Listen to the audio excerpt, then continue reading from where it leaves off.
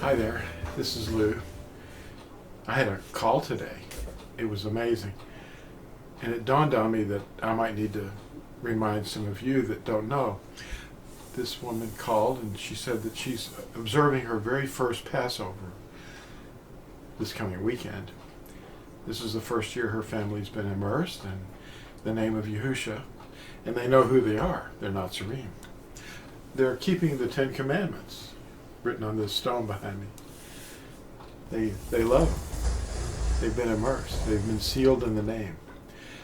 Traditions have hypnotized people because they've been holding back everything that Yahusha taught and did, the way he lived. You know, Scripture says we're to walk as he walked. Well, how did he walk? Well, he obeyed the commandments. Huh? And now they're written on our hearts. We love them.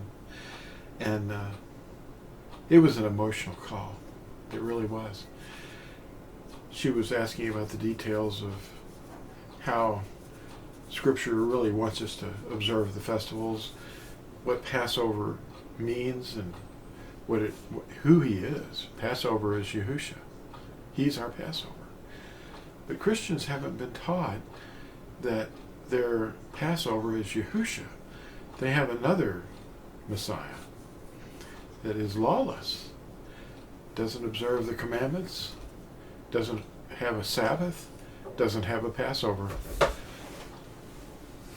Now they're trying to pull people into their assemblies and say, show us how to do a Passover.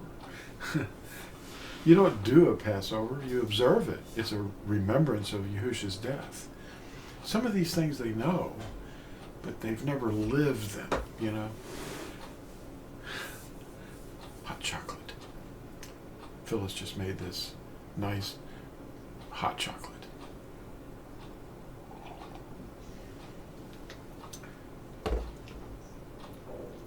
So I want to discuss what Passover is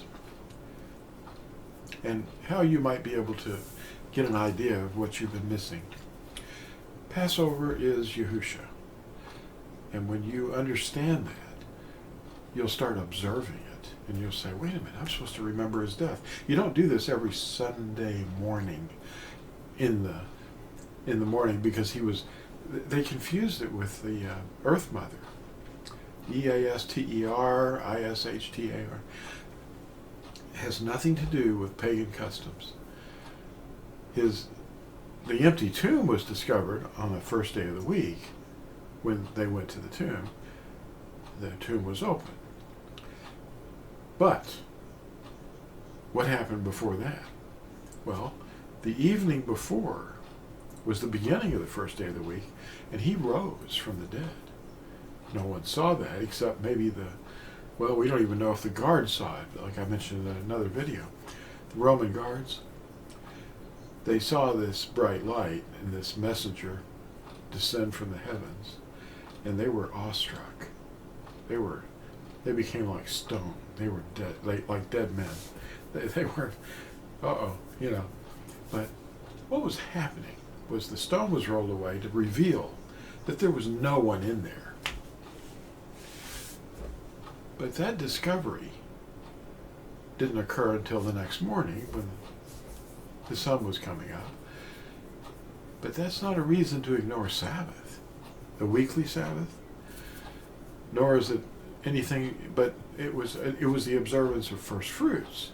That's why Yahusha wouldn't let the woman touch him, because he had not yet ascended to present himself as first fruits from the dead. It's called Bikurim. It means firstborn, as from the dead, or first fruits, the barley harvest. But Passover, it's observed at the beginning of the 14th, the day that the Messiah died, and he had a supper with his disciples and told them about what was happening.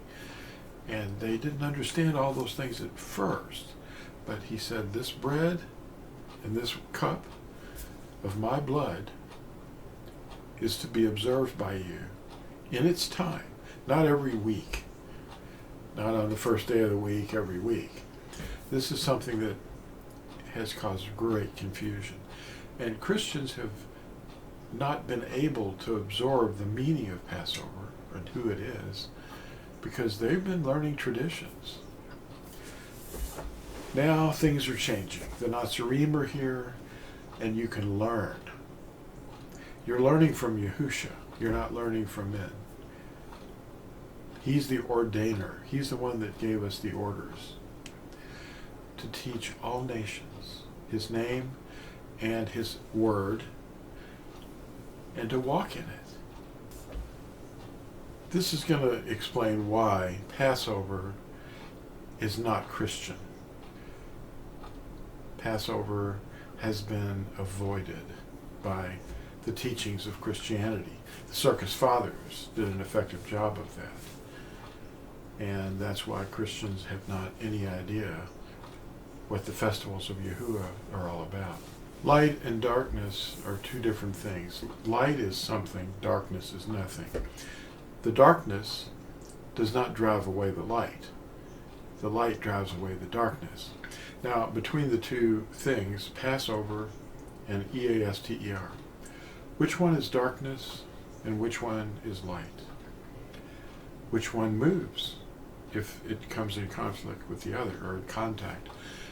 Well, the fact is, when the Christian designers started to, in the 4th century basically, began to figure out what time to observe EASTER, which is not in the scriptures anywhere. It's just in the King James Version. It's not even in the Latin Vulgate. It just appeared in the King James Version. Well, when the designers in the 4th century of Christianity, when they began to figure out when to observe their Sunday morning resurrection called EASTER, the Earth Mother Festival, the Mother of Harlots, when they did this, they made a rule that we can't have Passover and EASTER occurring on the same day. So they made a rule to follow the vernal equinox after the first full moon, then the following first day of the week would occur, and that's when they would do it. But if Passover ever happened on that day, they would move their festival. The darkness would move away, a week away from Passover, and they would keep their little egg and bunny rabbit thing on another week morning, a whole week later. So the darkness was moving, but the light was driving it away. And they made it a rule that it kind of disguised it. But if ever Passover were to occur, which it has, and it has caused it to move, they moved the Bunny Rabbit Festival away. In fact, one time, I remember a few years ago, they had a Resurrection Sunday, the EASTER deal, before Passover. And with them, that's fine. So they have a resurrection before the death. Passover is a remembrance of Yahushua's death. It's not a celebration, but it's a remembrance of his death. But at one year, they had their bunny rabbit thing on the first day of the week in the morning at sunrise services, as the pagans always like to do that. And it was the impregnation of the Earth Mother in the spring, and it was all about fertility. That's why you see the egg rolling and egg hiding and eggs and rabbits and fecundity, symbols of paganism, basically. Witches know this. Wicca and, sorcerers, they all know this. But Christians haven't been taught. They're doing these things, and the people in Wicca are going, wow, that's pretty stupid. We know what that stuff is. Why don't they? Well, it's time to wake up and come out of her, EASTER, the Earth Mother. So Anyway, our redemption is dependent on the Passover lamb's blood. That's how we're redeemed. And obedience is necessary. And he will help you. It's not difficult. He shows you what sin is, and you are trained by him. It's not a power or a force. It's his presence, his mind. He shares his mind with you. And as you study Scripture, read his commandments, study them, let him write them on your heart, and then you'll grow to love them. And then you can be immersed in his name, calling on his name for the forgiveness of your sins, and you will be redeemed, and he will seal you. I wanted to tell you about a new thing.